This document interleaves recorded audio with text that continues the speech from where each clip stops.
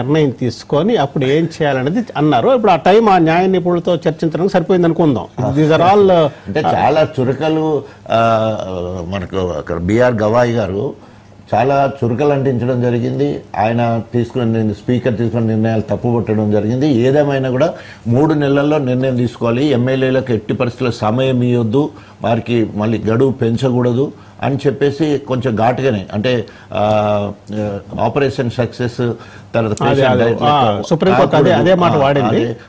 అట్లా ఉండకూడదు. స్పీకర్ అనేవాడు తప్పకుండా నిర్ణయం తీసుకోవాలి అన్నట్టు. తప్పకుండా ఇక్కడ ఈ స్పీకర్ పోస్ట్ కూడా న్యాయ సమీక్షలో కూడా లోబడి ఉంటుంది. ఒకవేళ కనుక కరెక్ట్ నిర్ణయం తీసుకోతే ఇప్పుడు పూర్ణచంద్రరావు గారు చెప్పినట్టు ఆయన పోతే అనుకుంటుంది, ఈ ఎమ్మెల్యేలు కానీ ఆశ్రయించడానికి అవకాశం ఉంటుంది. లేదా మళ్ళీ బీఆర్ఎస్ కూడా ఇక చూడు స్పీకర్ మీద కూడా కేసు వేస్తానికి కూడా అవకాశం ఉంది దీంట్లో. సో కాబట్టి ఎప్పుడైతే స్పీకరు ట్రిబ్యునల్గా ఉన్నప్పుడు తప్పకుండా రాజ్యేతరంగానే ఉండాలి. అంటే రాజ్యాంగేతర శక్తిగా కాకుండా రాజ్యాంగంలో ఒక భాగంగా ఉన్నప్పుడు మాత్రమే నడుస్తుంది. సో అట్లా నడిచినప్పుడు మాత్రం తప్పకుండా ఎలక్షన్లు వస్తాయి. ఇప్పుడు ఏమైపోతుందంటే ఎస్పెషల్లీ కడియం శ్రేయర్ గురించి మాట్లాడితే ఎన్ని రకాలుగా అంటే ఆయన జస్ట్ సచ్చిన పాము లెక్క తోకాడిస్తున్నట్టు. మళ్ళీ ఆయన దగ్గరికి వెళ్దామండి. ఒకసారి అసలు ఎవరు గెలుస్తారన్న దాని మీద ఒక కామెంట్ ఉంది, ఒక ఇంట్రెస్టింగ్ కామెంట్. బేర్ల ఐలయ్య గారు ఒకసారి మాట్లాడారు, అసలు ఎవరు గెలుస్తారు, ఎలక్షన్ జరిగితే ఎవరు గెలుస్తారన్నారు. ఆ ఎమ్మెల్యే బేర్ల ఐలయ్య గారు ఏమన్నారు ఒకసారి విందాం. ఒకసారి బేర్ల ఐలయ్య గారి ఆలేరు ఎమ్మెల్యే ఒకసారి బయట ప్లే చేయండి.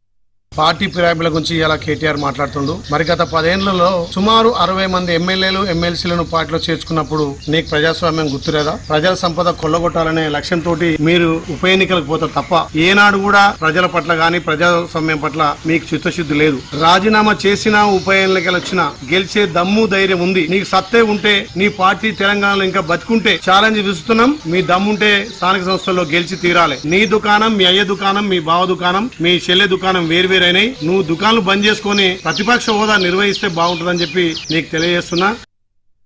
రాజా గారు, ఇప్పుడు మీ నియోజకవర్గం దగ్గరికి వస్తే స్టేషన్ ఖానాపూర్లో మరలా ఎలక్షన్ జరిగితే కడియం శ్రీహరి గారే పోటీ చేస్తే మళ్ళీ అగెన్స్ట్ మీరే పోటీ చేస్తారా? పార్టీ నిర్ణయిస్తుందండి అది ఎవరు పోటీ చేసేదని. పార్టీ లాస్ట్ టైం మీరు అన్నారు కదా, ఎందుకంటే కడియం శ్రీహరి గారు బ్లాక్మెయిల్ చేసి టికెట్ తెచ్చుకున్నారు. ఇప్పుడు అవకాశం లేదు కాబట్టి అక్కడ వరుసగా నేను మొన్న ఓడిపోలేదు. నేను వరుసగా 4 సార్లు గెలిచున్నాను. మళ్ళీ గెలిచేంత సత్తా ఉన్న నియోజకవర్గం. మొదటి 10 స్థానాలు మన అసెంబ్లీ ఎలక్షన్ ముందు సర్వే చేసినప్పుడు మొదటి 10 స్థానాలు గెలిచే వాటిలో గన్పూర్ ఉంది. సో దాన్ని దృష్టిలో పెట్టుకొని కడియం శ్రేయర్ గారు పట్టుబట్టి టికెట్ కావాలని అన్నారు. కేసీఆర్ గారు నన్ను జనగాం ఇన్ఛార్జిగా, అదేవిధంగా గన్పూర్ ఇన్ఛార్జిగా, రాజయ్య గెలిపించే బాధ్యత నీది అని నాకు బాధ్యత అప్పచెప్పారు. నా దగ్గర క్యాడర్ చాలా ఎక్కువ, ఎందుకంటే 7 మండలాల జెడ్పీటీసీలు, జిల్లా పరిషత్ చైర్మన్ మొత్తం కూడా నా దగ్గర నుంచి వెళ్ళే గెలవడం జరిగింది. సో ఆ క్రమంలో నాకు రాష్ట్ర రైతు సమితి చైర్మన్ ఇచ్చేసి మేము ఇన్ఛార్జిగా చూసుకోమని పంపించడం జరిగింది. అవిభక్త వరంగల్ జిల్లాలో 2 గెలిచినాయి, జనగాం అండ్ గన్పూర్.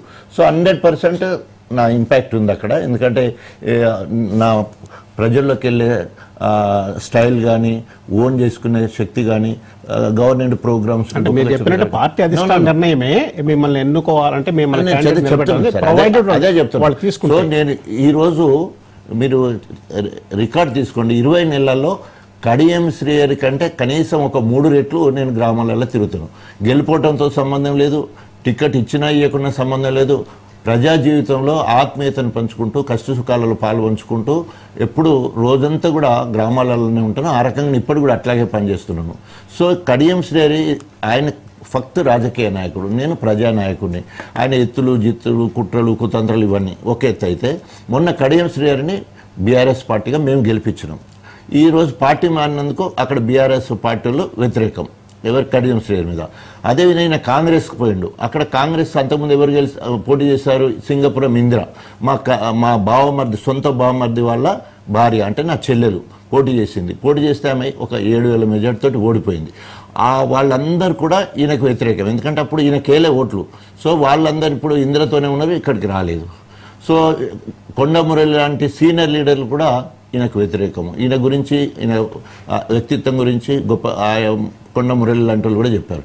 ఇప్పుడు ఎవరు ఉన్నారు ఆయన నెంబర్ అంటే కడియం శ్రేణి అనుచరులు మాత్రం. ఆయనతో ఇటు అప్పుడు టీడీపీలో ఉన్నప్పుడు, ఇటు బీఆర్ఎస్ పోయినప్పుడు, ఇటు కాంగ్రెస్ పోయినప్పుడు ఎవరైతే కొంత ఆయన టీం ఉంటుందో వాళ్ళు మాత్రమే ఉన్నారు. అందుకని అక్కడ ఉంది అసలు ఇందిరా కాంగ్రెస్ కానీ, నేషనల్ కాంగ్రెస్ కానీ, ఏ కాంగ్రెస్ కానీ, రాహుల్ కాంగ్రెస్ కానీ, ఏ కాంగ్రెస్ కాదు, అది కడియం కాంగ్రెస్ మాత్రమే ఉన్నది అక్కడ. సో కాబట్టి ఎప్పుడు ఎలక్షన్లు వచ్చినా కూడా గణపురం నియోజకవర్గం మీద ఎగిరేది గులాబీ జెండా. ఇప్పటి నుంచి 2004 నుండి ఇప్పటి వరకు అంత గట్టిగా మరి అక్కడ పార్టీ ఉంది. బీఆర్ఎస్ పార్టీ అక్కడ. ఇప్పుడు 4 నియోజకవర్గాల్లో పోటీ జరిగితే ఏ నియోజకవర్గంలో కూడా గెలిచే పరిస్థితి లేదని ఇప్పుడు అధికార పక్ష ఎమ్మెల్యే ఐలయ్య గారు చెప్పారు. అంటే మీరు గ్యారంటీగా 4 నియోజకవర్గాలు ఎన్ని నియోజకవర్గాలు గెలవచ్చు మీరు? అంటే ఇప్పుడు ఐలయ్య గారు చెప్పింది ఏంటంటే స్థానిక ఎన్నికలలో మీరు పోటీ చేయండి ముందుకు వెళ్తారా అన్నాడు. అది మనకు ఇంతకుముందు మహేష్ గౌడ్ కూడా సేమ్ అదే భాష మాట్లాడడం జరిగింది. అంటే కాంగ్రెస్ ఒక మూసలో పోసినట్టు మాట్లాడుతున్నారు వాళ్ళ అధికార పార్టీ. డెఫినెట్గా ప్రతిపక్షాలను అంత గొప్పగా మాట్లాడలేవు. ఏమనంటే సమఉజ్జీలుగా హరీష్ రావు, కేటీఆర్ గారు గొప్పగా ప్రజా జీవితంలో రాజకీయాలలో 10 ఏళ్ళు మంత్రులుగా ఉండి గొప్పగా పనిచేసిన పరిస్థితి ఉన్నది. కేసీఆర్ తర్వాత ఇవాళ ప్రతి అంశం మీద పూర్తి అవగాహనతో మాట్లాడుతున్న నాయకులు. సో కవిత ఉన్నది, జాగృతి రాష్ట్ర అధ్యక్షురాలుగా ఉన్నది, బీఆర్ఎస్ పార్టీకి అలయన్స్గా ఉండి ఆ రకంగా బిడ్డగా కూడా ఉన్నది. కాబట్టి ఉంటాయి. ప్రతి ఇంటింటికి మంటిపోయినప్పుడు రకరకాల కష్టాలు ఉంటాయి. ఇవాళ కాంగ్రెస్ ఏమో సుఖంగా మంచిగా శుద్ధపూస లెక్క ఉన్నదా? రాజగోపాల్ రెడ్డి గారు ఏం మాట్లాడుతున్నారు, జీవన్ రెడ్డి గారు ఏం మాట్లాడుతూ ఉన్నారు, ఇక్కడ నీ ఎన్నుకుంటే నీ మంత్రులందరూ ఏం చేస్తున్నారు, నీ ఎమ్మెల్యేలు ఏం మాట్లాడుతున్నారు, రేవంత్ రెడ్డి గారి మీద 79 క్రిమినల్ కేసెస్ ఉన్నాయి. 79 అందులో 72 చాలా హయ్యెస్ట్ పనిష్మెంట్ ఉండే వాటికి కూడా ఉన్నాయి. అంటే అన్నోళ్ళు మాట్లాడిన మాటలే. కాబట్టి ఎప్పుడు అవకాశం వస్తుందా అని చెప్పేసి 4-5 ముఖ్యమంత్రులు సిద్ధంగా ఉన్న పరిస్థితి కనబడతా ఉన్నది. కాబట్టి మనము రేపు రాజకీయాల్లో నువ్వు ఇచ్చిన హామీలు నెరవేర్చినావు, 20 నెలల్లో నువ్వు ఏం చేసినావో ప్రజల్లోకి వెళ్ళి నువ్వు మ్యాండేటరీ కోరు కాంగ్రెస్. సో 20 నెలల్లో మాకు ప్రతిపక్ష హోదా ఇచ్చారు కాబట్టి మేము ప్రజా సమస్యల మీద పోరాటం చేస్తాం, నిలదీస్తాం, వెంటాడతాం, వేటాడతాం. అవి నెరవేర్చే వరకు లేదా అమలు పరిచే వరకు తప్పకుండా మా పోరాటం ప్రజలు నిర్ణయించాలి. ఒకసారి పూర్ణచంద్ర గారి దగ్గరికి వెళ్దాం. పూర్ణచంద్ర గారు చెప్పండి. Hello, yeah please. పూర్ణచంద్ర గారు హలో, ఇక్కడికి వచ్చాడు. పార్టీ మారిన తర్వాత ఇక్కడ 4 ఇష్యూస్ ఉంటాయి. ఒకటి కాన్స్టిట్యూషనల్ ఇష్యూ, అంటే